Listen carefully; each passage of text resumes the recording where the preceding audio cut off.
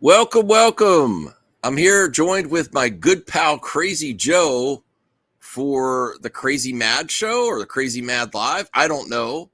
We left everyone waiting 21 minutes, and then we had to go with a countdown too. They had to wait another 25 seconds. Exactly. Did I misspell cheese? Oh, I misspelled cheesy. Darn it. Well, we should. I'm a horrible speller, especially right before I go to bed. I set that up. Let me fix it. I want to point something Okay. very important that I found out today. You know, over the course of our time on YouTube, we've been forced to block some people. Some people come in, they say things that are inappropriate. We have to block them. But I just learned that blocked people can still send super chats. So if you hate us and we blocked you, you can pay us to tell us how much we suck. So get those super chats in. We're willing to hear how garbage we are for your cash. Wow, what a sales pitch. Okay, well, I would hope that we have people that hate watch that want to pay us money, but I don't know. I don't know, Joe. I don't know. What do we want to do with this show? I called you last night, but you're busy. I was kind of trying to see what you want to do with just a regular news show, or we could also have a debate, kind of like a small debate show, because we're on the different opinions on a lot of topics. Well, I want to open with something sad. And I'm sorry I have to open with this, but I just found out today, and oddly enough, I had already intended to talk about this. And while you and I were doing our intro, my good buddy Dan Benzing, who anyone who's been watching over the last couple of weeks, you've seen Dan from Dan Reviews It. He's been co-hosting with me several times recently. And Dan just sent me the news again. I'd already heard it. But Benji Gregory, actor Benji Gregory, best remembered as Brian Tanner from Alf, passed away on June 11th. It was just reported today, but he died about a month ago. Apparently, he fell asleep in his car and died of heat stroke. Oh, my goodness. Age 46. So if you grew up loving the TV show Alf, we lost Willie from Alf a couple of years back, and now we've lost another cast member from Alf. So all love to the family and friends of Benji Gregory. Sorry for your loss. The show brought many of us a lot of joy over the years. So be careful, stay cool as well. For a lot of people out there, it is dangerous. You got make sure all your family's not out in the heat too long. Your animals, that actually even makes it even more tragic. His dog died in the car with him. Oh no! Really? Yeah. Apparently, he had a service animal. He was suffering from depression, and he fell asleep because of the heat. He was living in Arizona, and he hadn't slept well, and the heat just kind of made him drift off to sleep. And both he and the dog died in the car. Wow. Sorry. Moment of silence, I guess.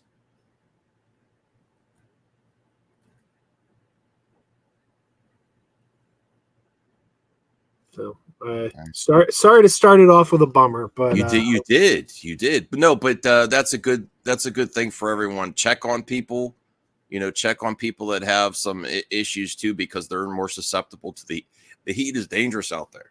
It really is. Absolutely. So check on people, make sure everyone's staying cool. Absolutely. Yeah. RJ's depressed now.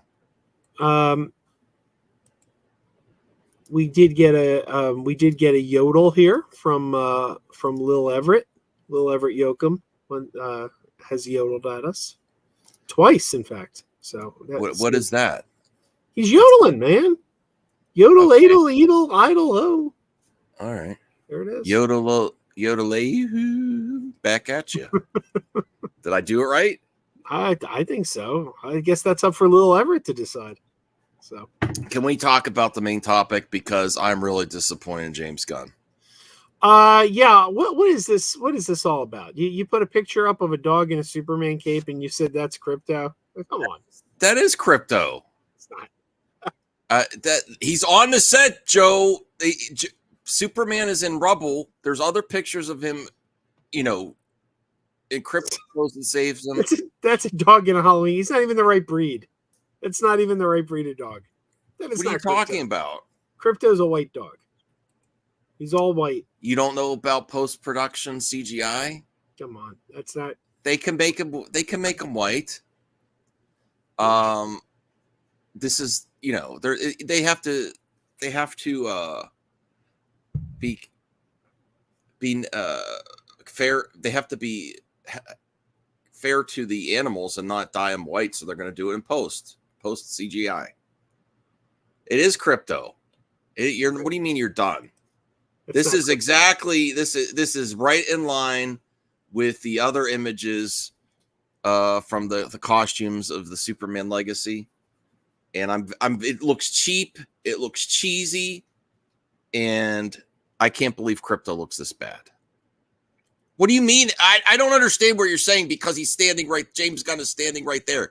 What? This is not like a fan thing, Joe. How else can you explain James Gunn's right there, and he's really concerned about the cape? Look at the cape. Mm-hmm. How else can you explain it? Uh-huh. Well, what's okay? So what's your explanation then? He's on set. Yeah, it's a dog. Okay, why is a dog in a Superman suit on Superman? 3 letters. F-U-N. Fun. Fun. Yeah. Wouldn't that be fun to have a dog on set? It's probably James Gunn's dog. I bet that's his dog. No, that's not his dog. I've seen his dog. His dog's got a little dog. I think that maybe it's more than one dog. You're meaning the generic Gunn brother? No, I'm just kidding. RJ says, I'm meeting Sean Gunn on Friday. I'm going to show him your channel and tell him you that despise his brother and post fake news like this. RJ, tell him I loved him as Alien Orphan in the specials. I'm serious. Why would the dog be there then? Why not? It's just Jacob says it's just a random dog. Why would a dog be on set with a Superman logo and cape? Any number of reasons. Okay. For one thing, they're filming on the streets of Cleveland.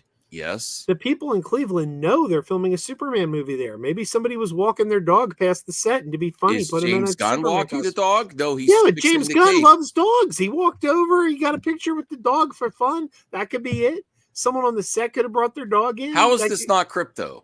Besides, get out of here. Look at him. That doesn't even look like Krypto. He looks super heroic. And Krypto doesn't wear a blue shirt anyway. He only wears a cape. It's just the cast member's dog. They dressed up to be cute. I don't know. I bet that dog likes belly rubs. I think this dog is going to be in the movie. Maybe the dog is in the movie. Well, maybe someone's walking their dog and they dressed it like Superman, and Superman flies down and pets the dog and then flies off. To show he has heart, he comes down to pet the dogs. Humanize them. Be wonderful. I actually like that. I'm reaching. Isaac says, I don't know, Max, you tell us, since this was your idea to talk about this. I was going to say this is another example of James Gunn. The costume's not looking great. That's what I was going to talk about. Why else would he be there? Why would he be there? I mean, how else was Krypto going to be there? Did you see the dog in Guardians of the Galaxy 3? It was just on set like that, right? Okay. Well, we could look at some other. I heard Cosmo was a bad dog. I heard that from Sean Gunn. Well, we do have other breaking news. Yeah. Yeah. Did you know we had some breaking news this morning on Perp Stream. I'll tell you this in case you heard Who's it. That? I don't know this. This morning we were streaming with a little movie Perp, and Christine, my wife, texted me in the morning. Yeah, in the morning. He was doing an AM stream. I get a text from my wife. Lin-Manuel Miranda is releasing a concept album, and it's going to be a musical of The Warriors,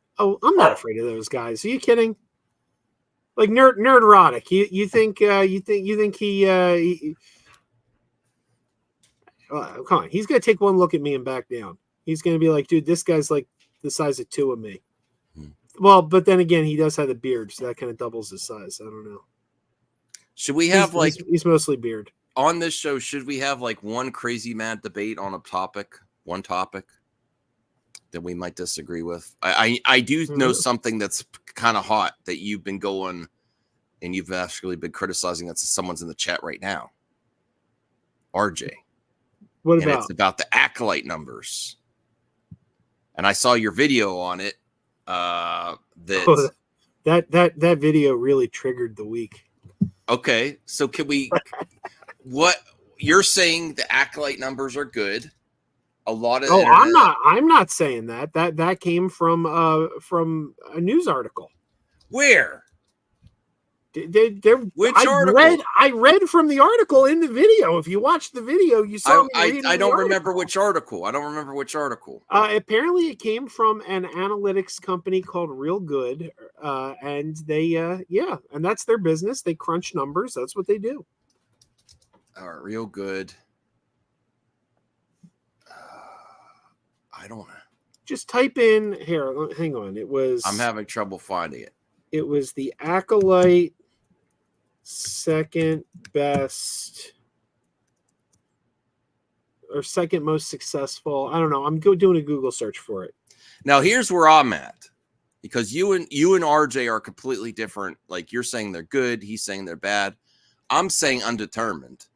I don't think they look horrible, but I don't think they look great either. I'm just not sure. But that's a Anthony says numbers don't lie and they spell disaster. I think numbers you could cherry pick and spin either direction. That's what I think, me personally. I'm going to go with experts. If the people whose job it is to crunch the numbers, like that's their business. And these guys are saying it is second only to Obi-Wan. Oh, that's the wrong thing. Sorry. I just put it up here. Is it this? Okay. Yeah. Exclusive data suggests the Acolyte is a Star Wars success story despite the backlash. Yes. We know we all do know control. backlash Can is you fake. do control That's plus, because I can't see it all. Control what? Control plus to make the letters bigger. It didn't do anything. Oh, you're on a Mac. That's right. Sorry. All right. So this is Screen Rant.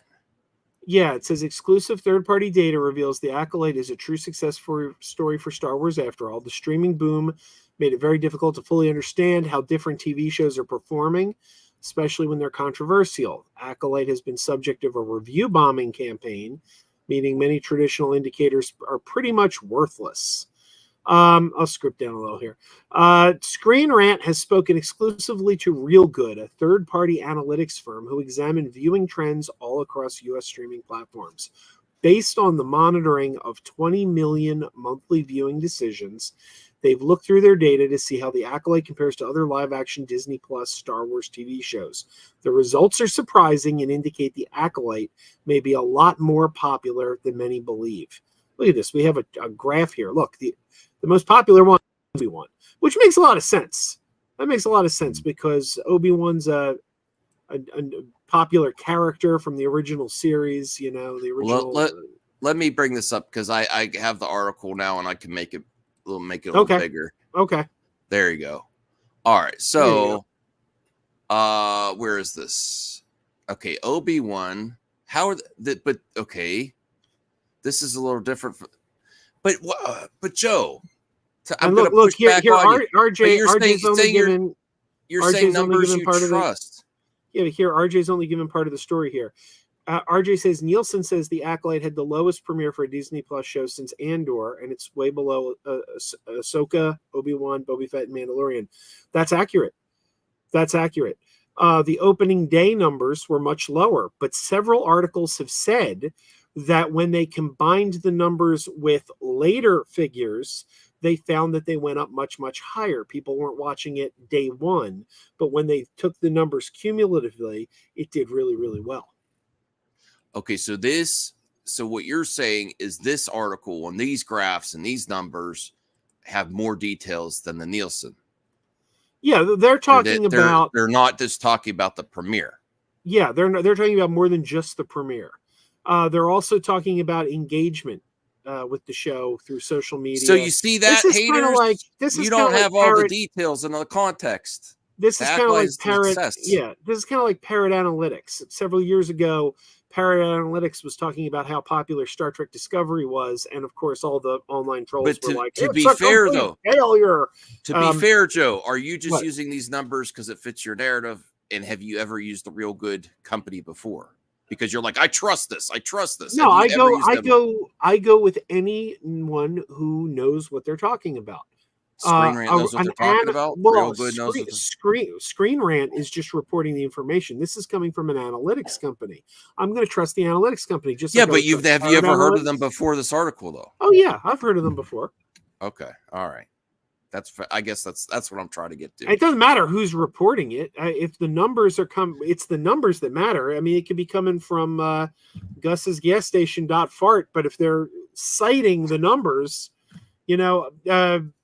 so we got data here that says it's doing really well versus like if you read the idiots who are commenting on my video, it was no, it sucks. Well, they're saying so it's like numbers versus it sucks. Woke. They've looked at their data to show the Acolyte compares to other live action. The results are surprising, indicate the Acolyte may be a lot more popular. They were saying by engagement, though. How do they measure engagement? They found track people. Yeah, they track people talking about it online. Like things like that. Can't that give a false reading because people are complaining about it online? But people are also praising it online. Okay. Have you checked the hashtag Yord Horde? Well, those people are loving it. That's a simp group, Joe. That's a simp group for fictional characters. I'm part of the Yord Horde, though, as I say that. All right, so the Acolyte. I don't use the word simp because I've still not figured out what it means. It's one of those millennial words or something, or a Gen Z word that I'm like, okay, you're saying things like, I don't know. My mind went there. Should I explain simp to Joe? And I was like, I'm gonna let it go. Do you know what? Here's one. Do you know what my daughter? Do you know what my daughter says? My daughter says, bet. Did you hear that one? That's one the kids say now. They go bet. If they like something, they'll go bet. First time she said it, we're like, what the hell does that mean? It's just like a shorter way of saying bet. Yeah, you bet I like it. It's just like bet. It's a little weird. No, it's the younger generations like to shorten everything. So they're lazy. No, it's also because I'm assuming it's the prevalence of social media, phones, and text messaging and stuff. You want to shorten everything to get your point across. Why not? And maybe maybe it's not lazy. Maybe it's the smartest thing to do to get your point across fastest. Joe, I don't know. You say bet, and they're already on to the next topic, and you're still talking about it. Well, it drives her crazy when we say it, though, because now we say it. We go bet, and then she's like, she doesn't like it. Okay. Well, she doesn't like that. Your parents adopting your slang is not always a cool thing, Hey, Dante's here. Yeah. Joe, when you go to Dragon Con, are you going to meet the voice acting stars from the original Teenage Mutant Ninja Turtles? I've already met Rob Paulson several times. Rob Paulson's a great guy. So probably not. Okay. We got to conclude this topic, though, because this is a hot debated topic. So you are still saying everyone saying the Acolyte numbers are bad is wrong, Joe. Talk to the audience there. Oh, until we hear otherwise. Until we hear numbers that show us otherwise. All these other articles are saying otherwise. Are they? Where are these other articles? Using the Nielsen numbers. Yeah, but not using the Real Good Nielsen numbers are talking about the premiere. Okay. They're just talking about the premiere. All right. Well, let me look at this one more time before. Okay, so it says outperforming the average top 100 shows by a factor of 6.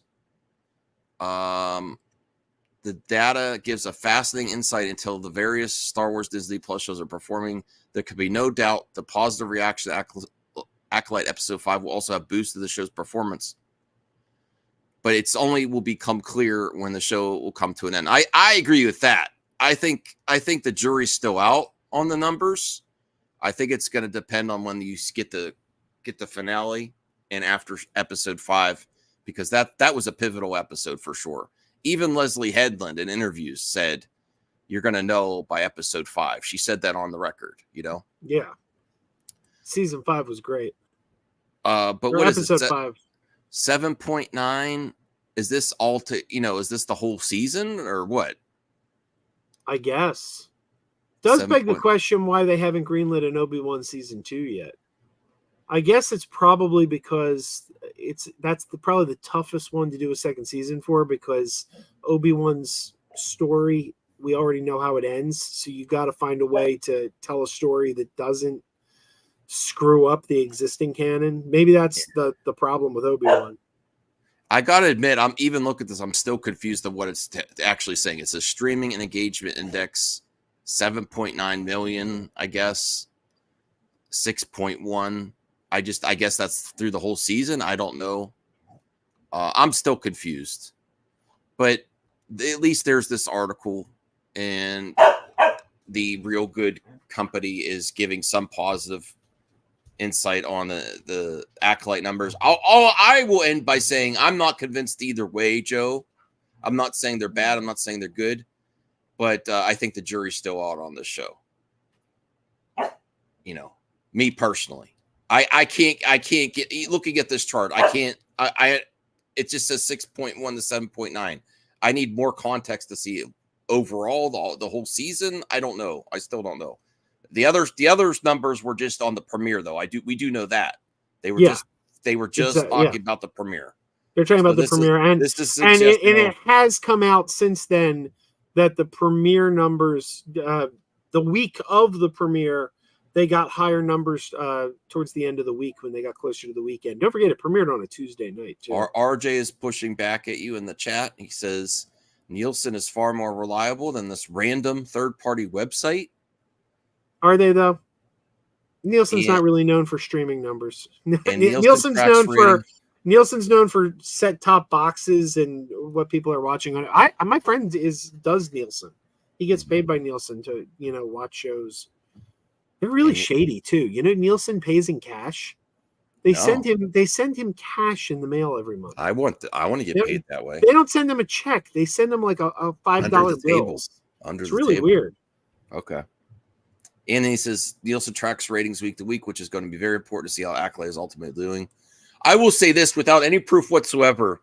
I don't see how people dropped off after Episode 5 and stopped watching. I really don't. Like, I know John Campy is like, I'm out. But Episode 5 was just awesome. And I don't know how people don't want to see how it's going to end.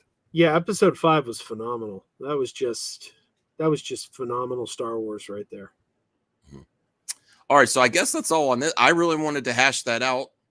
I know you're positive on it. I'm still saying the jury's out, but I don't see how people aren't at least interested in the show. But here's the thing, too. It's also, you can see it. Because who's saying it's not good? The usual suspects, right? The usual people that say everything Star Wars sucks. We know that. Well, you could share that. That's what I'm saying. You could cherry pick numbers and spin it whatever direction you want, including Screen Rant. Because everybody we know except RJ is loving the show. Like everyone we're talking to is saying that it's great. Like you're liking it. No, I'm not talking. Not everyone. Not everyone. RJ is the only one I've heard saying they don't like it. I know Perp's been enjoying it. I heard Brucifer saying he's been enjoying it. I've talked to people off air, my friends, that say I watched episode 2 and I couldn't continue. And Chris was saying that this has made him think more than any Star Wars movie or show in years. I thank God something made him think. No, I'm just kidding, Chris. I love you. I'm joking. I said that. No, that's great. That's great. I'm really digging it. I'm really digging it, but it's critical at the beginning. I'm really digging it, but it's not my favorite. But this should be no surprise. I've said many, many times, the aspect of Star Wars I'm least interested in is the old school Jedi. Luke and Rey are different because they weren't raised by the Jedi Order, so they don't kind of play like traditional Jedi. But I like the scoundrels. I like Han. I like Boba Fett. Those are my characters. Lando. Cool. I do too. There are some other topics. Do you have any other plans for this show? Or are we just flying by the seat of our pants? I don't know. I thought you had plans. You had a. I did. I was calling you last night and to try to figure out what we want to do. I mean, we have topics to talk about. You know, when you called me, I was watching X-Men 97 with my wife.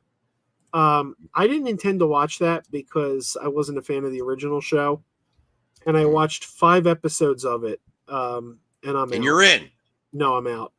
No. I don't dig it at all. But she's enjoying it, so she's gonna like watch it on her own. I thought you would have been like, I thought that story was a setup to say, you know, I'm really enjoying it.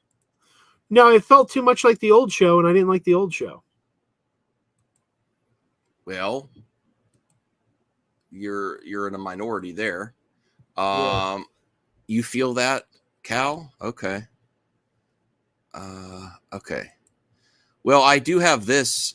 I have this to bring up here that I think you were saying. Oh, there's another thing I want to talk to you about because it has been making the news, and I'll have to find an article on that first. But it's about Rey, the Rey movie. But first, Twisters. First reactions to Twisters are in. And I know you said you did not think this looked good. I think you said you didn't even like the first Twister. Yeah, movie. You couldn't pay me to sit through this. Why? Joe, I mean, this is where we're going to get a crazy mad debate. Why is it that you don't like disaster movies? No, because I hate the first one so much. I've sat through the first one about 3 times, and every time it was painful. And this looks like a cheap copy of the first one. It looks like the same story with the Dorothy thing and everything. Well, it had Helen Hunt, right? Yeah. And then it had Bill Paxton, or what was his name? Yes. Yeah, it had good people in it. What's his name? Philip Seymour Hoffman was in it. One of our How could you not like Twisters or Twister? I just thought it was a painfully bad movie. Do you like other disaster movies from that era? Well, I mean, it came out the same summer as Independence Day. I love Independence Day. I watch that every single year without fail. Okay, so this is a movie that you will not support at the theater. No interest in it. No interest whatsoever. All right, but what about these first reactions? Praise Glenn Powell and Daisy Edgar Jones' charisma and large-scale special effects. I mean, special effects are a tool to tell a story. If you don't have a story I'm interested in, then it's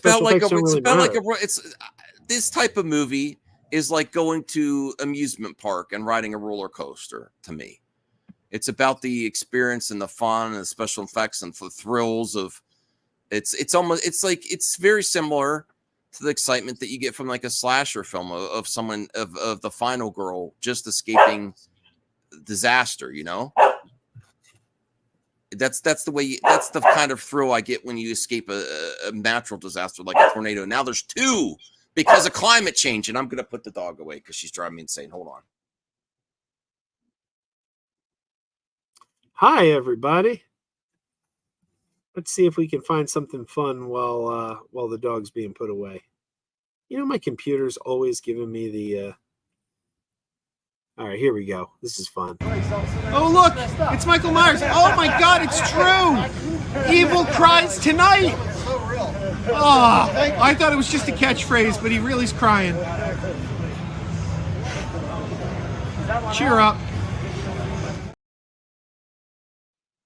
There you go. Evil cries tonight.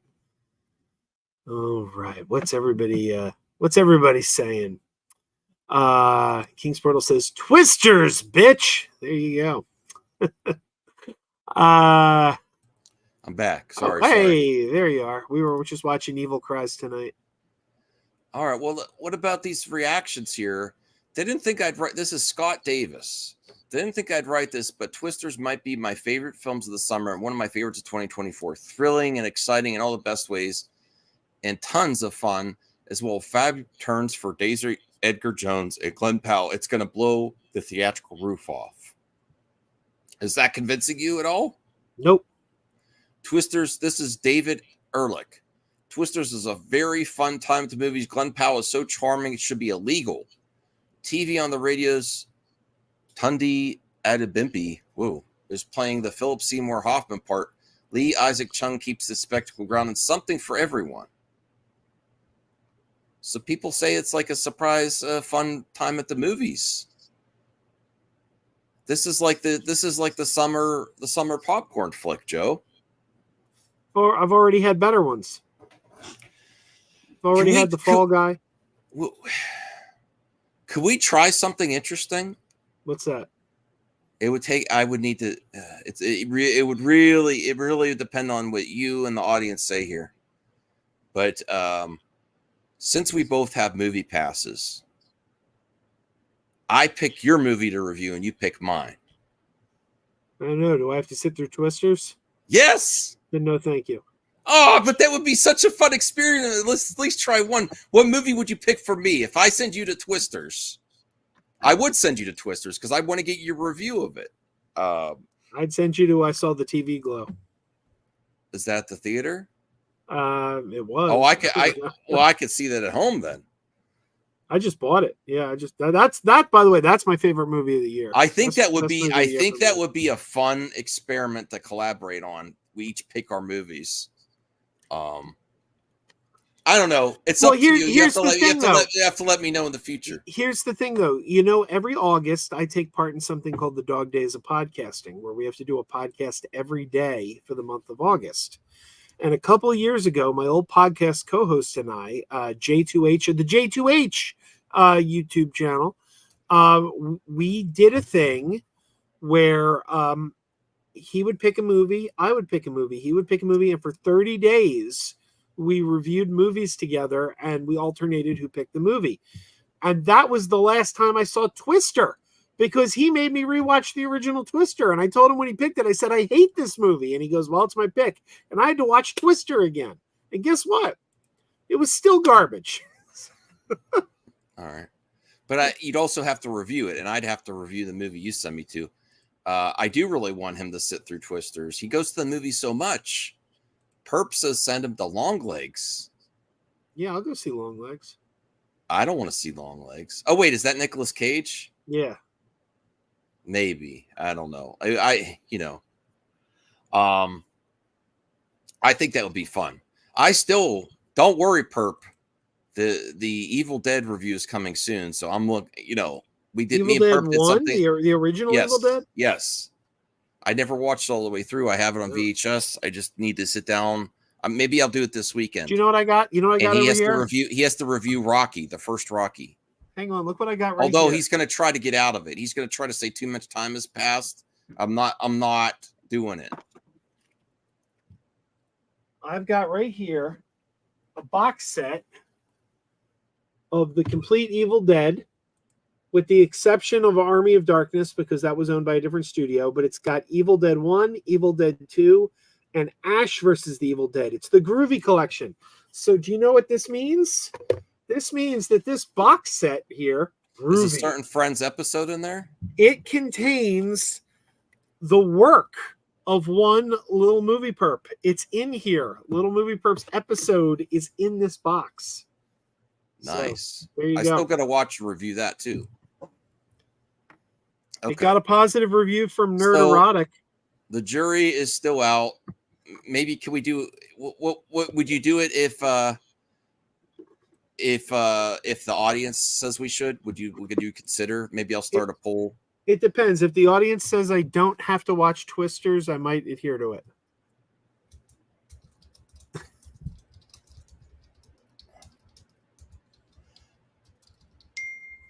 Okay, should Joe and Max do the Crazy Mad Review Challenge?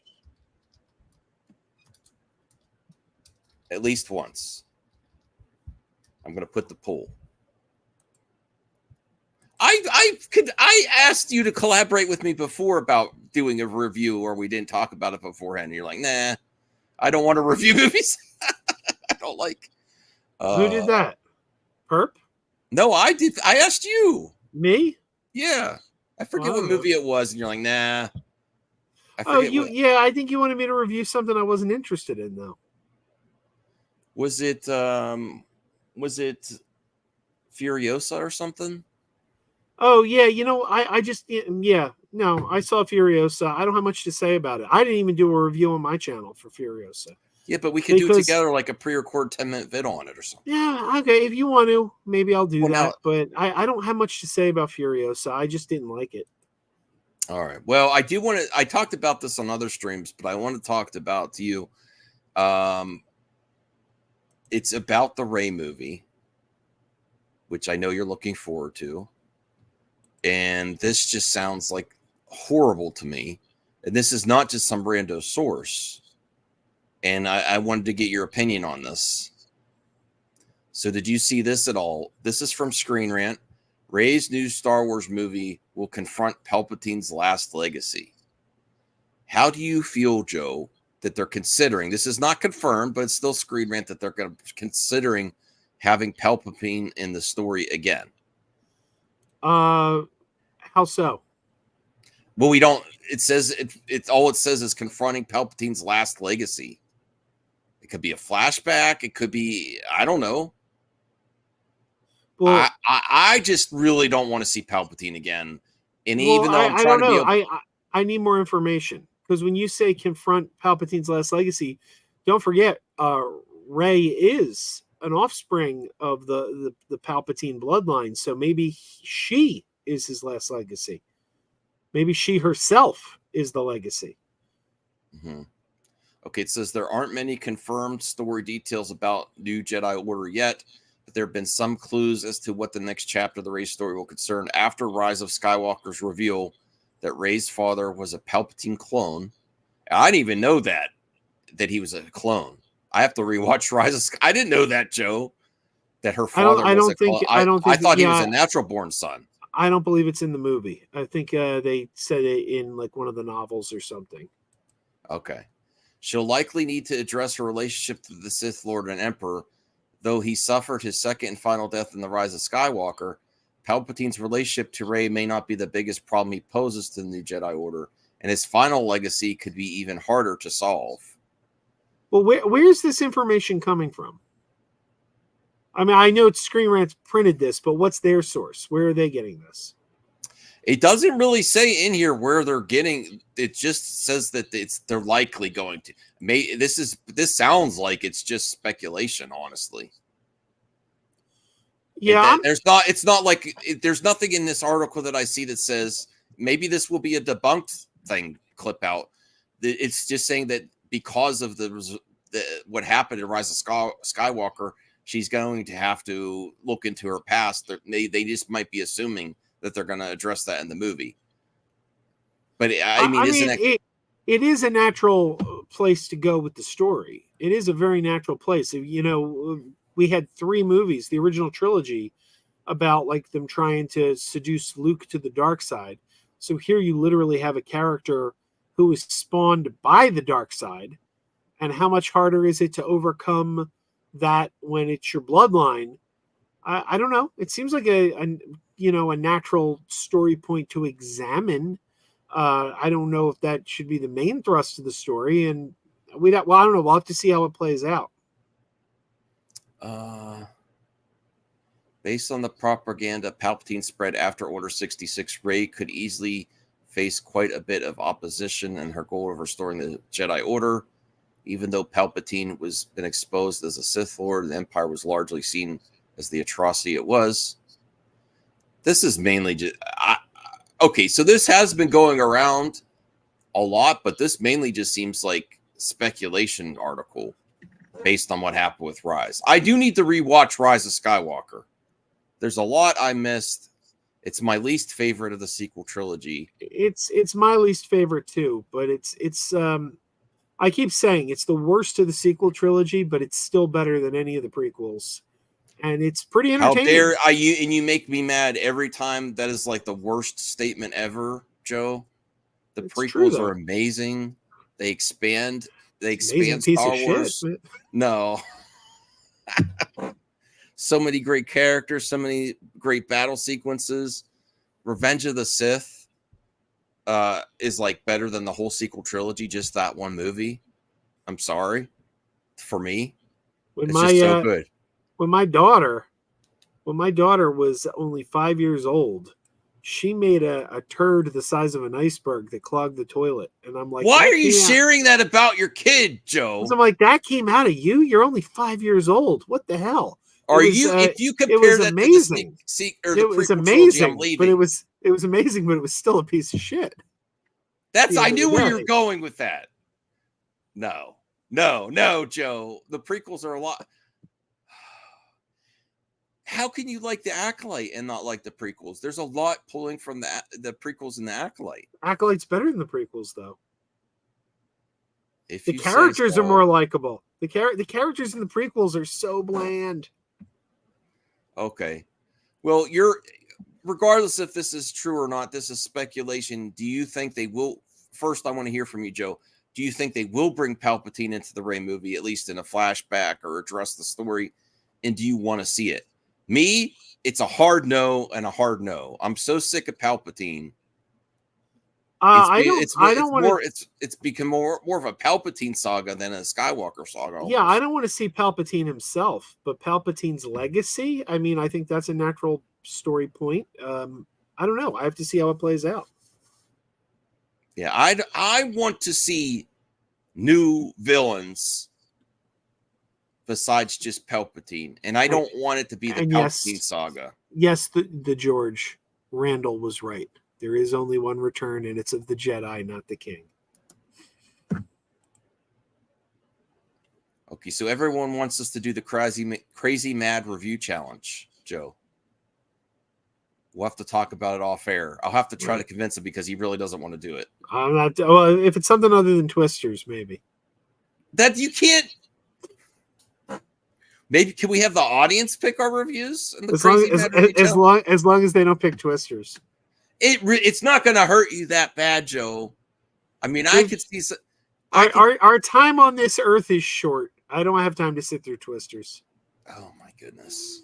All right, well, let's see what else is a. Ooh, that's not good. This isn't good for. I'll bring this up here. This is not good for Kevin Costner. Did it do so bad that it lost its theatrical release window for Horizon? Apparently it got pushed back. They're saying it got pushed back indefinitely. Look, my friend Heath over at Serial at Midnight loved Horizon Chapter 1. He's been raving about it for days on his Twitter account and on his channel. He went nuts for this movie.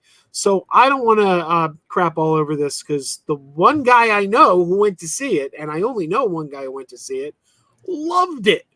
But this was never a movie for me. I'm not really a Kevin Costner fan. I'm not really a Western fan. This was never something that was going to be in my wheelhouse. From what I hear, the Chapter 1 is coming to streaming next week because it bombed so bad that they're bringing it to streaming next week. And I guess they're hoping they get the numbers on streaming so that people have an interest in Chapter 2. I don't know. Okay. Yeah, that's very I would never want to hear that a movie is not getting the second part released, at least theatrical. And I know Kevin Costner put a lot of his own money in it. Let me see here. It says Kevin Costner's Horizon American Saga Chapter 2 is no longer coming to theaters in August after the first film failed to draw crowds. That's really sad for Kevin. I know he put a lot into it. He's not coming back to Yellowstone. I do want to see it, but I did not, Wait, go back. What was that? What was that? Now go up a little further. Is that Jean-Claude Van Damme raising the roof there? Is he raising the roof? Best American martial arts movies. Looks like he's raising the roof. That's what the kids call it. They call that raising the roof. Oh my God. We can also, I forgot, we also have mailbag. We could do some mailbag questions too, Joe. Right. Okay, earlier this month, the sequel's fate remains in limbo. The unfortunate news delivers a harsh blow to the adult-focused film market, particularly for audience demos in the 50-plus range. The 50-plus-year-olds did not show up to the theater for Horizon American Saga, everyone. It continues to screen in theaters, though a July 16th digital release date for the film is already on the horizon. Maybe I'll go watch this weekend, although it's going to be a long movie, I think. Yeah, I hear it's like 3 hours. Yeah. I don't know if I have 3 hours this weekend. So, should the saga get a Max release? So, they're saying Max. Is it related to Warner Brothers, this project? I'm not sure who distributed it, quite frankly. Okay. I hope it does well. This just kind of reminds me of when the Tombstone came out back in the 90s. And Kevin Costner did Wyatt Earp. And everyone loved Tombstone, and Wyatt Earp was too long and boring for everyone. You know, I did have another friend. I said Heath was the only one who saw it that I knew. That's actually not true. I just remembered my friend George saw it. And if I remember correctly, I'm looking up his Facebook right now. I believe he actually, and here's the interesting thing about George. George is a movie theater aficionado. He goes to the movie theater multiple times a week, and he travels. He gets in his car and he drives to check out new theaters. He loves, he'll drive 5, 6, 7 hours just to see a movie that's playing in his neighborhood just because he wants to see it in some theater he heard about or he read about online. He does really cool things like that. He loves movie theaters. But he wrote, I never say this, but don't go to see this in the theater if you have any desire to see it. Watch it on TV. It is a TV show, not a movie. It should not have ever been put into theaters. It might bore and anger people who want to experience an epic movie and instead sit through a 3-hour pilot episode. That's what happened to me. I wasn't laughing at it because there are also major parts of it. When I wasn't laughing at it because there are also major parts that deserve ridicule. So he said this plays like a pilot episode of a TV series. And when you know that chapter 2 was already shot and that he had a 3 and 4 in the works, maybe there's some credence to that. Maybe it does feel like a setup for a TV series. Okay. All right. I'm decided. The 3-hour thing just might be too, if it's a movie I really want to see, I'll see a 3-hour movie. But if it's a movie that I want to support, that I kind of want to see, I don't think I could sit through 3 hours of it. Last 3-hour movie I saw was Kinds of Kindness a few weeks ago, and it was painful. Kinds of Kindness. Strange Marvel Theories says my traveling friend is onto something. Theaters are a part of Americana. I agree. There's a lot of great theaters. When Max was here a few weeks ago, he expressed interest in seeing the Colonial Theater in Phoenixville, which is where they shot. I like that Blob. whole area. It's really cool. Yeah. Blobfest is this weekend, actually. Mm-hmm. There's also some good stuff on Twitter right now of images we're getting of look at this, of Superman in rubble after a really intense battle. What could be doing this to Superman, Joe? What kind of? Well, there's Lex. We know that. What else? Who else do we know is in Superman Legacy as villains? Bring up the thumbnail again.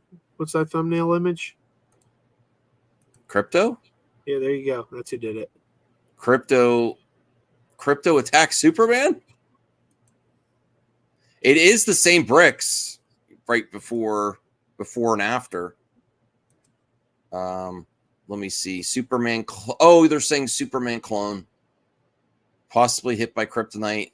Possibly Krypto attacks Superman. Ultraman. Don't worry, Man. David is just taking a nap. They're saying Bizarro Superman. If it's a Superman clone, maybe it's Nuclear Man. I liked Superman 4. I thought that was interesting as a kid. I liked it. I own it on 4K. I'm not saying it's great, but I still enjoyed it. I like that they made pro character. Here's what I always say. The worst Christopher Reeve Superman movie, which is arguably 4, though you could also argue it's 3. I know some people don't like 3 at all. 3 or 4 is clearly the worst Christopher Reeve movie. But the worst Christopher Reeve Superman movie is still good. And I'll tell you why I say that is because at the heart of the film, no matter how bad the special effects or how cheesy the story might be, it's anchored by a sincere performance by Christopher Reeve. He never phones it in. No matter how bad the material is, he never phones it in. Mm-hmm. This person on Twitter says, "Oh my goodness, we're getting a Spider-Man 2 moment in Superman 2. Or Superman, sorry. Like they had with the public helping Spider-Man, they're going to help Superman. Look, they're helping him up. I think it is kind of getting that vibe. I agree with this post, Joe. What do you think? Maybe.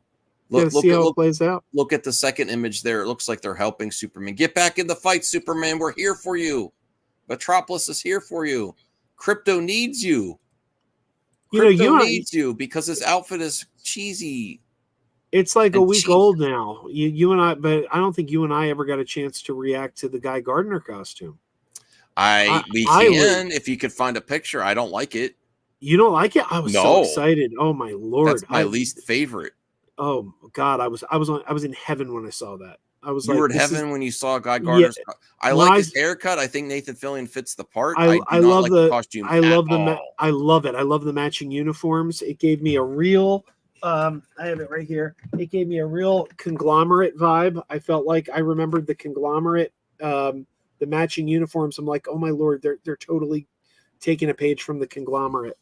I feel like this is the movie I've always dreamed of that I never thought I would actually get. Well, this is actually one of the most interesting photos I've seen from Superman so far, because it is a completely different vibe than like BVS, where there's the big, Lex blows up the court building and everyone's outside. And, this is like a really grounded Superman where they're not like praising him like a god, but they're propping him up and saying, get back in the game. That's a completely different vibe than Man of Steel and BVS Superman with how the public is responding it to. If I'm getting the correct vibe from these photos, you know what I'm saying, Joe?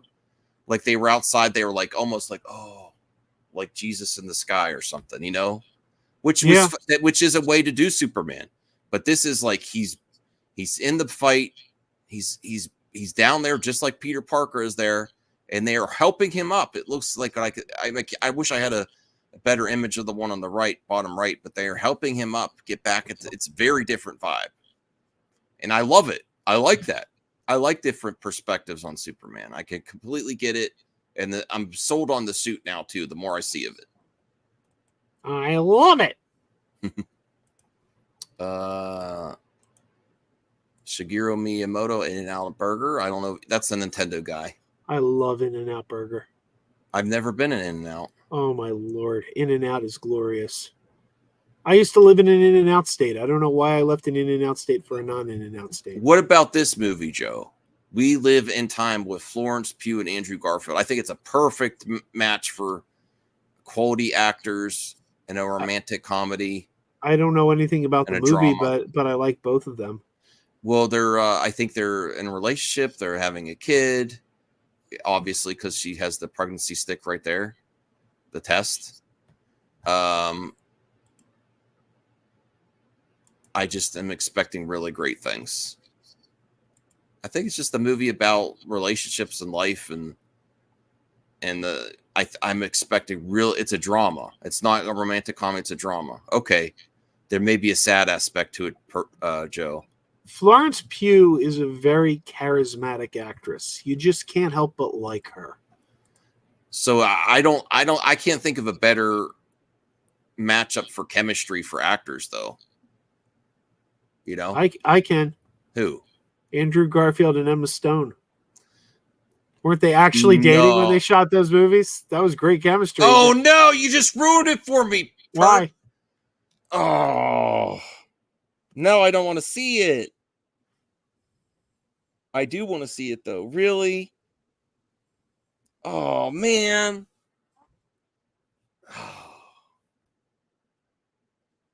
I didn't watch the trailer. I just saw images. I was completely off on. I was watching them be filming from the street, just like Superman Legacy for this. I'm like, oh, it's going to be like a Harry Met Sally and all this. I completely got the wrong vibe. it's gonna be that type of movie. Oh my god, this is gonna be horrible. And I do have to watch it because it looks like it's gonna be a good movie still. The trailer had one joke in the end. I completely read this wrong, Joe. Is that a surprise? Now, he says the trailer had one joke at the end. Do you know where my mind immediately went? What? To Man on the Moon with Jim Carrey I as love that Andy movie. Kaufman. But remember, like when he was putting together the show, the what do you call it? When he took the audience out to Milk and Cookies, the big, what's that place called? Not Radio City. It's Carnegie Hall. When he was putting together his Carnegie Hall show, he's like, "Oh, we'll have Santa Claus come out, and I'll say to Santa, 'What are you bringing me for Christmas?' And he'll say, 'Cancer.'" But when Perp said there's one joke that immediately popped in my mind. Some other people are thinking the same thing. Finally, a matured romantic comedy. People don't get it. Why do they say oof? Doesn't that sound like they hate it? It's an A24 movie? That guy said a mature movie, but then he said oof. Someone else knows this shirt's gonna ruin me. I don't think Emma Stone and Andrew Garfield are a better match than Florence Pugh and Andrew Garfield. I think that's the ultimate match.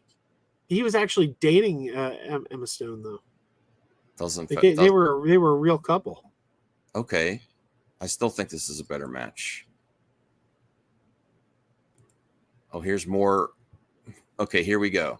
The Acolyte's viewership is lower than almost every other Star Wars show. Now Lucasfilm has already commissioned Andor Season 2, proving 208 million is relatively fine. It's also worth noting a show like Obi-Wan had the return of Ewan McGregor and Hayden Christensen. So this is another article giving a different spin on it, Joe. Yeah, but where's that information coming from? I don't know. I guess the Nielsen. I guess it's the same Nielsen numbers that you have an issue with. It's just the premiere. I'm guessing.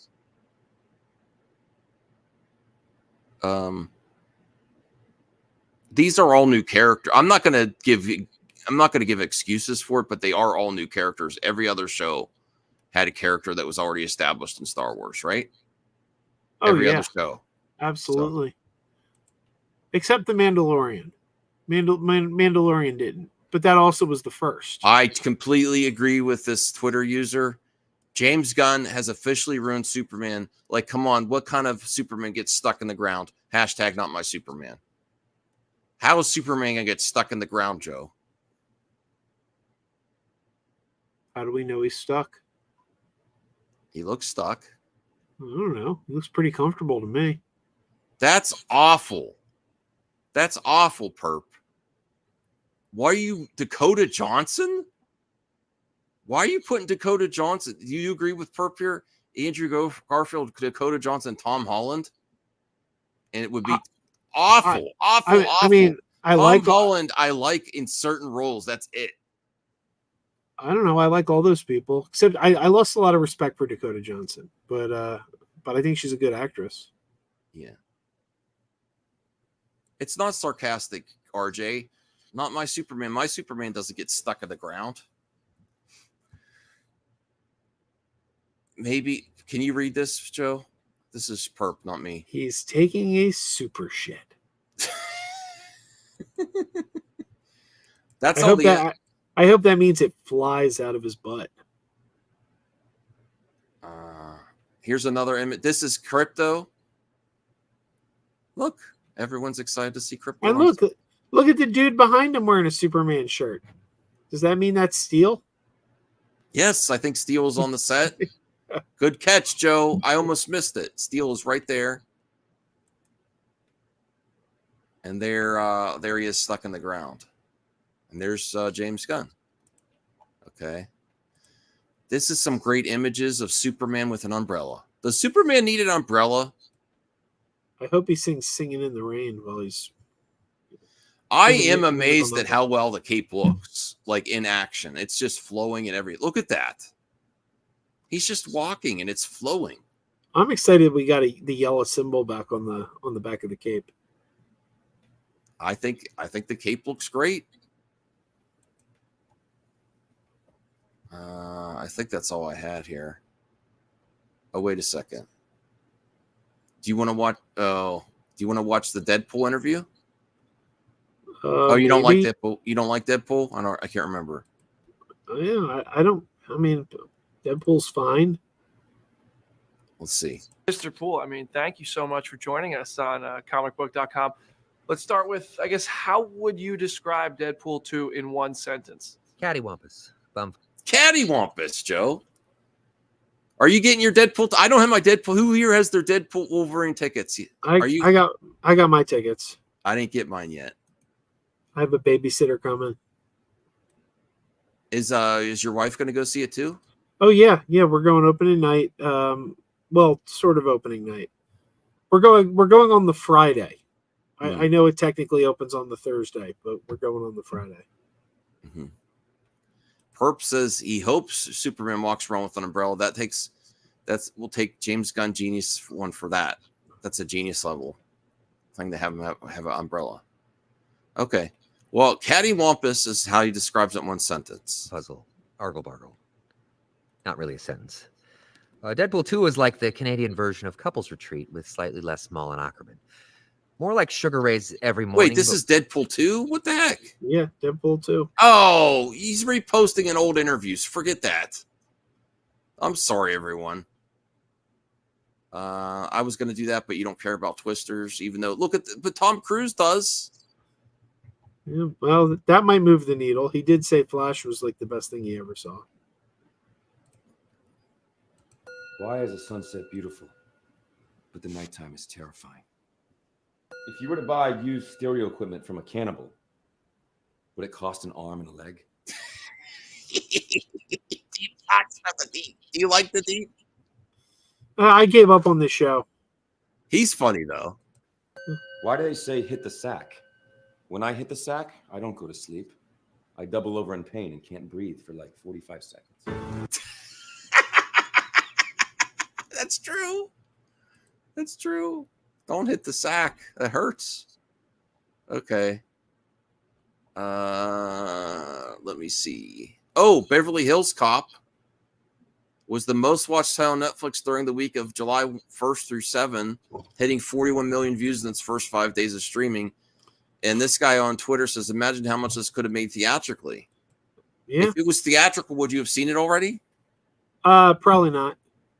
Probably not. You're not a fan of Beverly Hills Cop? You know, I don't think I'm really into buddy cop films because I never liked the Rush Hour movies. Joe, buddy cop films are some of the best genre of movies for the summer. I mean, never really loved the Lethal Weapon movies. People would love to see us be in a buddy cop film. Yeah, I don't know. Best buddy cop film is Alien Nation. Alien Nation? Yeah, Mandy Patinkin, James Caan. Well, this gets me excited. I still haven't seen I haven't seen Axel F. I still haven't watched part 3. Ronald Reynolds, when asked if there's sexual chemistry between Deadpool and Wolverine, I can't speak for Wolverine, but I feel like Deadpool has sexual tension with everything and everyone. He's attracted to everything. That's coming up quick. I think that's all. I think that's all that's on my Twitter feed today. That's about it. Oh, here's some Hot Toys. That's a Deadpool Hot Toy. And a Wolverine one. Yep. I guess we'll get to the mailbag then. Did you have anything else you wanted to cover tonight? I don't think so. Okay, I don't know how long you want to stream either. It's up to you. I am starting to get a little tired. I can do a little mailbag, but I can't be on for too much longer. I'm starting to run out of steam here, as they say. Okay. Hey, you know what? Let me tell you something. I watched the show in its original run, but not religiously. I didn't watch every episode, and to this day, I still haven't seen every episode. But I used to like a little bit of a minor fan. Casual fan of Stargate Atlantis. I watched the whole series. The show that introduced the world to Jason Momoa as Ronan Dex. But I haven't seen every episode. I was a casual fan. Christine and I have been rewatching it on Disney Plus, and it's a damn good show. Like It's fun. That's really good. I think I'm enjoying this. What is it now? 20-year-old show more than most of the new shows that I'm watching. Like, she'll ask me like, "Yo, do you want to watch the new episode of?" Or we haven't watched season 2 of Reacher yet. She'll be like, "You want to watch season 2 of Reacher? Do you want to watch Invincible?" I'm like, I'd rather just watch another Stargate Atlantis. Show's great. I haven't rewatched it since it aired. I watched it then. I haven't like done the watching it now in retrospect. Well, it's up on Disney Plus. You can catch it on Disney Plus. So wow, it's on Disney Plus. Why is it on Disney Plus? Well, I think it was on Hulu, so it got pulled over when they did the. And I'll tell you something else that just dropped on Disney Plus that I haven't watched yet. I've been waiting for season 3 of The Toys That Built America, and season 3 of The Toys That Built America finally just dropped on Disney Plus. So if that's the kind of thing you're into, season 3 of that just dropped.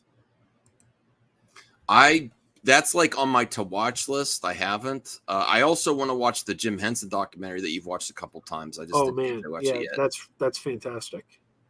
Let me bring this up. This is the mailbag. We have a few topics in here from Jacob. So thank you so much, Jacob.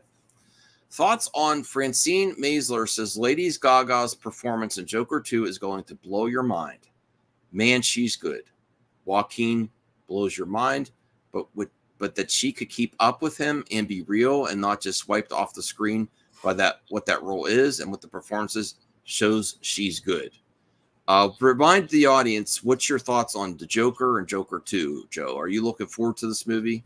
I can't wait. I'm really excited about this one. This is one I didn't want to see. I had no interest in a Joker 2 until we found out it was a musical. That was the thing that moved the needle for me, and I'm like, oh, wait a minute, what? Okay, this is going to be crazy. Are you a Lady Gaga musical fan? Did you watch? I'm not really. No, I've never seen a movie with Lady Gaga. I think I've heard her songs. Obviously, she's not my genre, but she's one of those artists that Did you see The Star Is Born with Bradley Cooper? No. Would you watch it? Maybe. The only thing I've seen. Good. The only thing I've seen with Lady Gaga in it was that horrible Thanksgiving special she did with the Muppets about 15 years ago.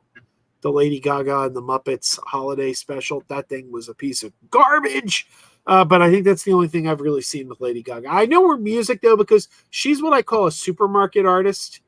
You know what I mean by a supermarket artist? You hear them in the supermarket? Yeah. It's like even if it's not your genre of music and you don't listen to it, you'll hear it when you're grocery shopping because they're going to play it in there. Well, I'm a huge Gaga fan, more so based on when she transitioned to doing movies and music.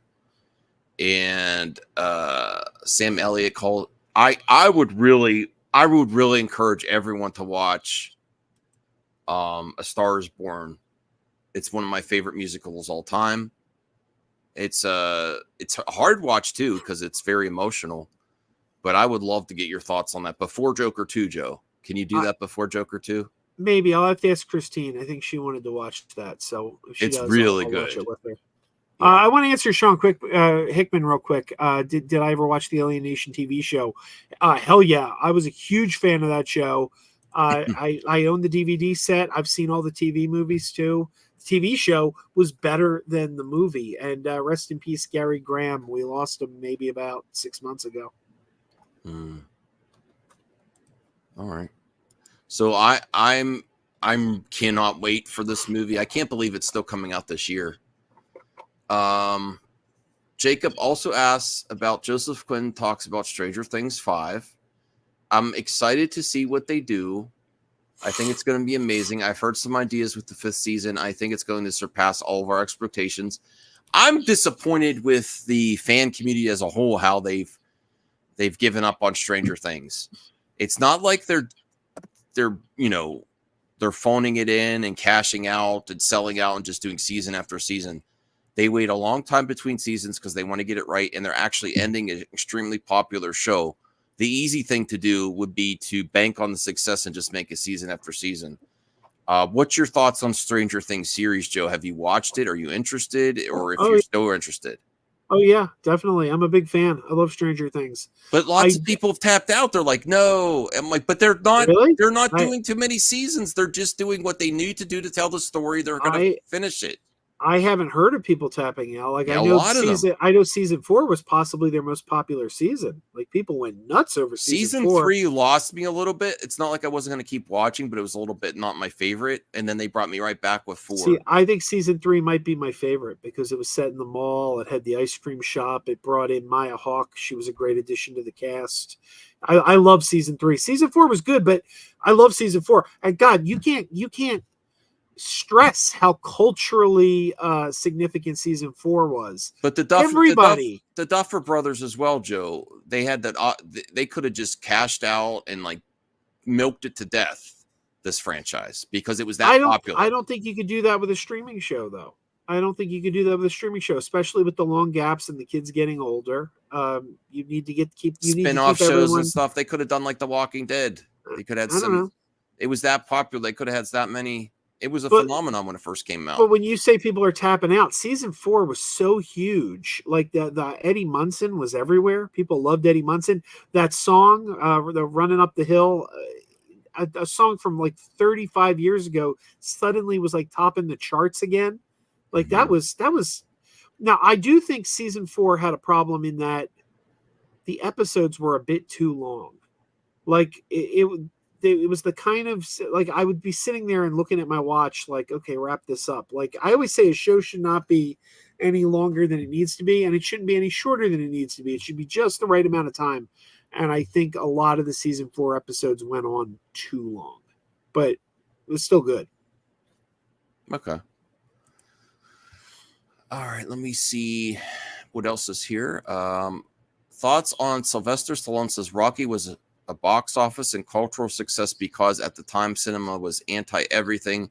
There was no one to root for. He was saying the environment of when Rocky was released, there wasn't a lot of like, I guess at that time there was a lot of anti-war movies and everything, and a lot of peace stuff.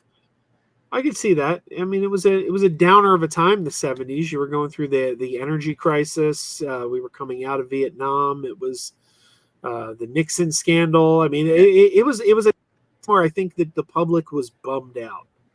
And then he comes there an underdog and with an American flag on his shorts and has something to root for. Yeah. I could get that. That's one of my. I think the first Rocky should be up in the same consideration when you're talking about like Back to the Future and Star Wars. Well, it's in my top 10 favorite films of all time. But then again, I am from Philly. Perp hasn't seen it. I think we're required to love it in Philly, though. Like I think it's like one of those like laws, like they kick you out of town. Did you run up the steps? Many times, many times. I saw the statue back when it was at the top of the steps. It's now at the bottom of the steps, but back when it was at the top of the steps in 1982, when the movie Rocky 3 first came out, like it had just gotten there and we went and saw it. Mm-hmm. Okay.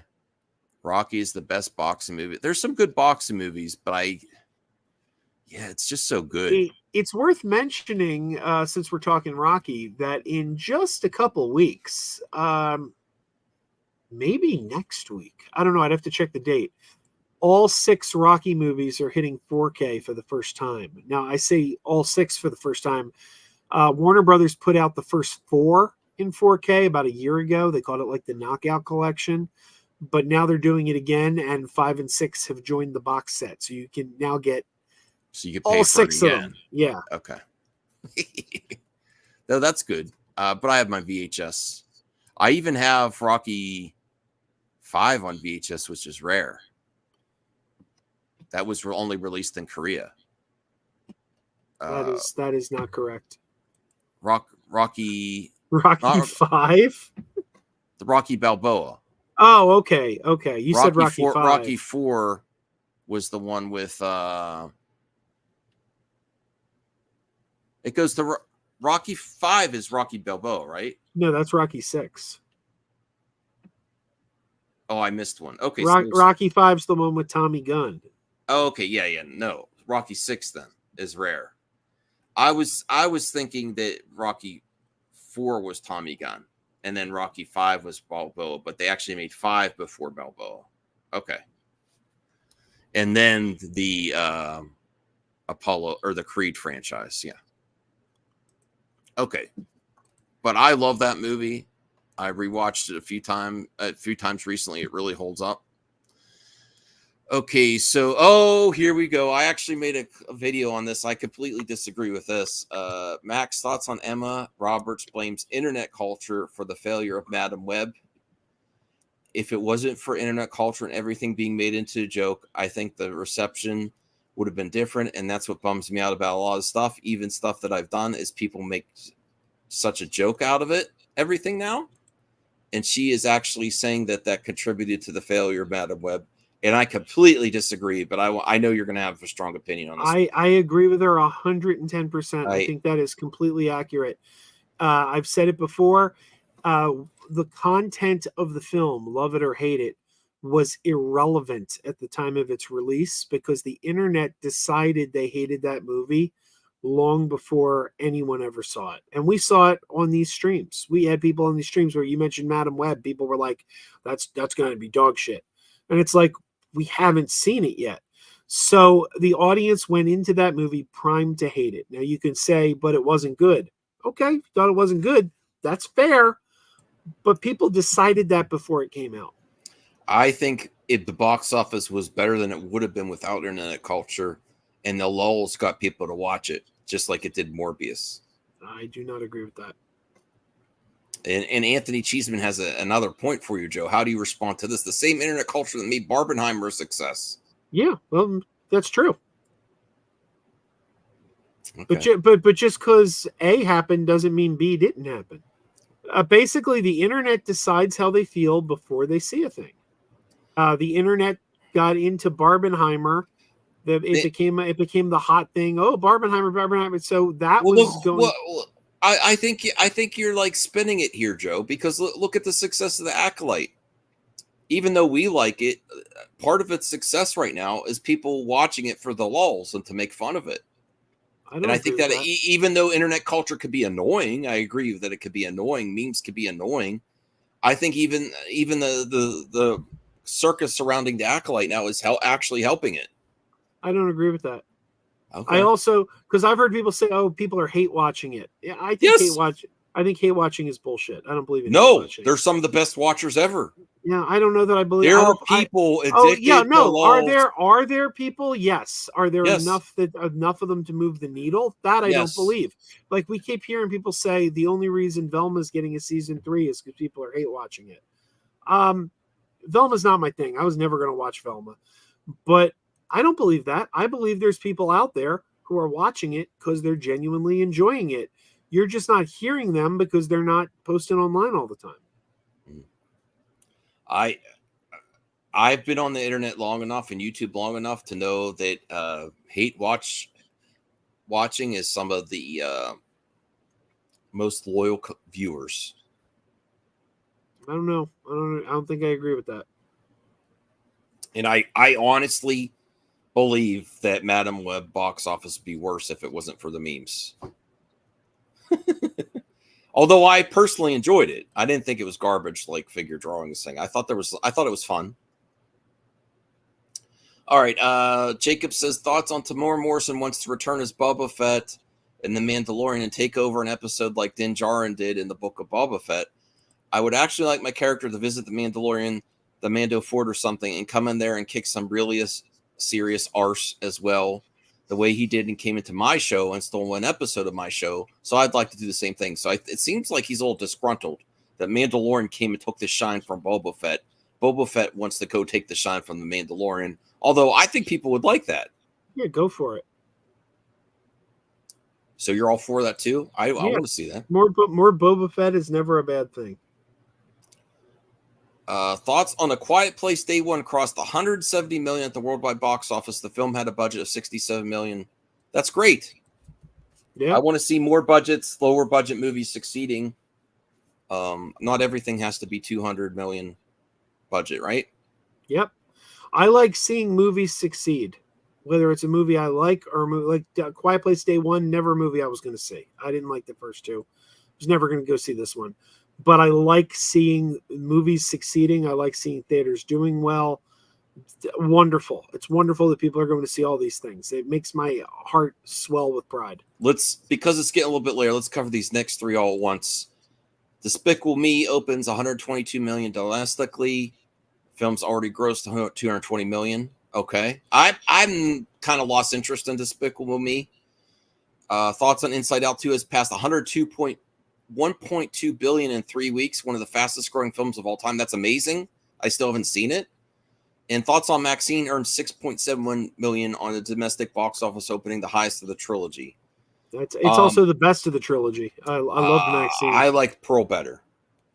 You like wait, Pearl better than Maxine? Yeah, I liked Maxine, but I think Pearl was overall a better film. Huh. I liked Pearl, but it's my least favorite of the three. I like Maxine because the Maxine character, but if you're talking about like horror slasher, the villain in this one, without spoiling it, was like the villain in Maxine. See, I loved the villain in Maxine. I thought it was really well thought out, because when I realized who it was, and then I realized that they telegraphed it. I mean, I don't want to give anything away. Yeah. It's a well-constructed trilogy. Let me put it that way. I was expecting a little bit bigger box office for the opening, even though it's the biggest of the trilogy. Jeffrey says Pearl X Maxine is his rating. I'd go the exact opposite way. Maxine X then Pearl. And let me just say something. I would go Pearl, Maxine, and the next. Let me say this too. Maxine really does an amazingly wonderful job of conveying the 80s setting. I mean, sometimes when you're setting a movie in another time period, you do it more successfully than others. Maxine just felt like the 80s from start to finish. All right. Yeah, it did. Thoughts on Arrow showrunner Mark Guggenheim says CW wouldn't have shut down if Arrow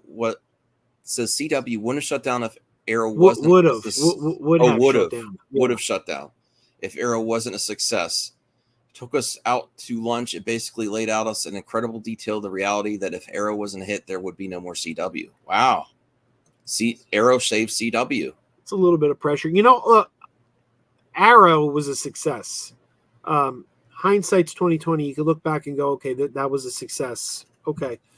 But at the time, if you put yourself back in the thoughts and the minds of people at the time that show came out, it seemed like an odd show, because Smallville was just ending a 11-year run, and Green Arrow, played by Justin Hartley, was a character on Smallville. And it just seemed like if you wanted to do a show about Green Arrow, it would have been more logical to do a spin-off with Justin Hartley reprising his Smallville character, because he's already. I wanted that at first. But then I'm happy because. Well, yeah. Well, like I said, hindsight's 2020. We can see how this panned out, and it certainly panned out well. But putting myself in the minds of a studio exec, I'm surprised that's not the direction they were going for at that time. Mm-hmm. Figure Drawing wants me to scold you for disliking anime. Yeah, I don't like it. I want to give everything a shot. That's why I'm getting into horror movies. I was never a horror movie fan. My wife loves them. My friends love them. So I'm giving horror a shot. It's a whole genre of movie. Also with music, I'm giving it into like heavier metal music because of some of my friends, and I'm getting into some country. As the older I get, the more experiences I want to experience. But he also asks a question, even though you don't like anime. We only have one more mailbag question after this, Joe, because I know you're getting sleepy. What about Miyazaki? Would you show Miyazaki movies to your kids? There's some of those movies, though. I love the Miyazaki films. Are a little bit. There's some adult themes in some of them. I don't know Miyazaki. Can you name some titles? Princess Mononoke. Oh yeah, my daughter likes Princess Mononoke. Legend of Totoro. They love Totoro. Yeah, they both like Totoro. Hey Rhea. Hey Rhea. Their favorite, I know. My daughters they do like a little bit of anime. I know one of their favorites is, though I think they outgrew this, but when they were younger, they loved a show on Netflix. I think called Glitter Force, or Glitter Girls, or Glitter Force, or something. That was one they liked. Oh, because you like cats, Kiki's Delivery Service would be a good one. I don't know if you've seen that. I haven't. That's a good one. Okay, so one more question here. Thoughts on Denis Villeneuve on making of Blade Runner 2049? I can count on my fingers the amount of times we put a green screen on set. Most of the movie was done on camera. Me and Roger Deakins worked very hard to do it that way. My actors were not walking on green screens all day long. CGI is a strong tool for backgrounds and extensions, but what is around the actors needs to be as real as possible. I respect that. When I watch a movie, it's mostly CGI. I'm disengaged, and I think that's a lot of the audience as well.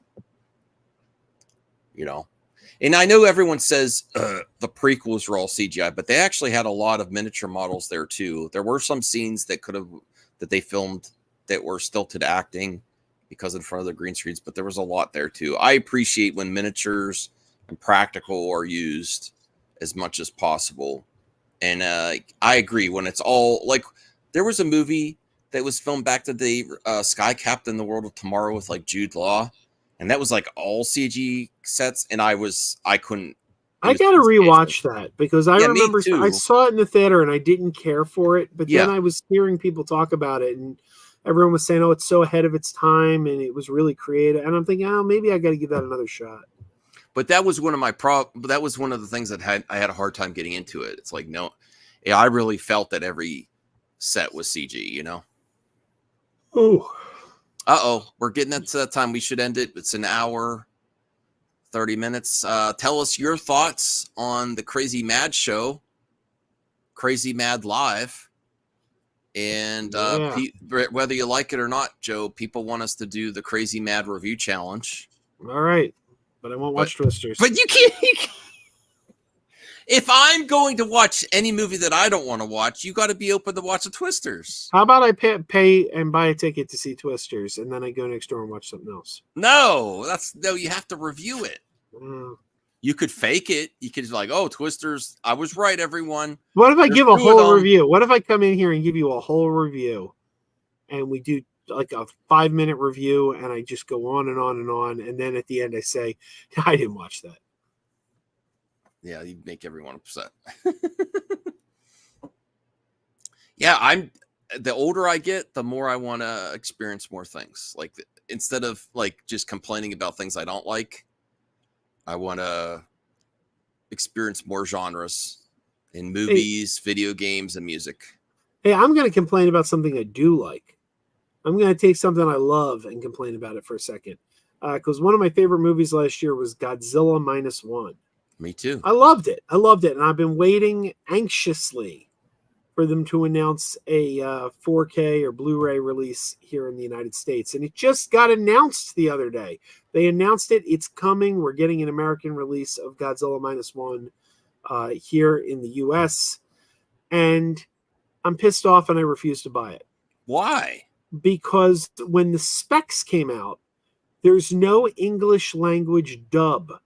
You only get the Japanese language. It's subtitled, but we know for a fact that an English language dub exists because it's streaming on Netflix with an English language dub. So I'm like, why would they so do you that? have an English, you literally have. Are they doing that to double dip later?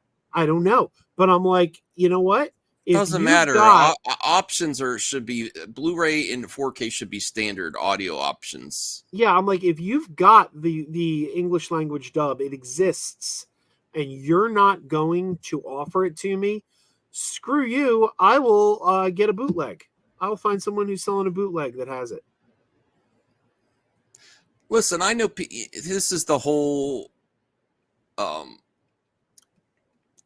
the debate people have the debate sub versus dub, subtitles versus dub, dub. I like options. Why can't we have both? And I agree. That's that's a letdown, Joe. I agree with that. Yeah, I mean, like, I saw the movie twice in the theater. It was subtitled in the theater. That's great. But you know what? In a theater, they have your undivided attention. You're sitting there. There's nothing going on. You're paying attention. When you're home and the kids are running in and out of the room and a cat's jumping on you and all kinds of crazy shit's happening around you, you can't pay the same kind of attention in a theater. I want a dub at home because my eyes cannot be glued to the screen reading. Can't be. Too much Or at least going the on at option. home. Sometimes Yeah. you might want to watch dub. Oh, yeah. Sometimes you might want to watch sub. Yeah. And that makes the give disc me more both. valuable too. Yeah, give me both choices. I agree. All right. Well, thank you for watching Krazy Mad Live. I think that's all we got. That's all we have in the tank for tonight. We might be back eventually. We'll see.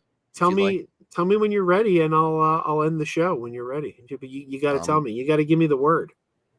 Ready. You want me to end it? End it.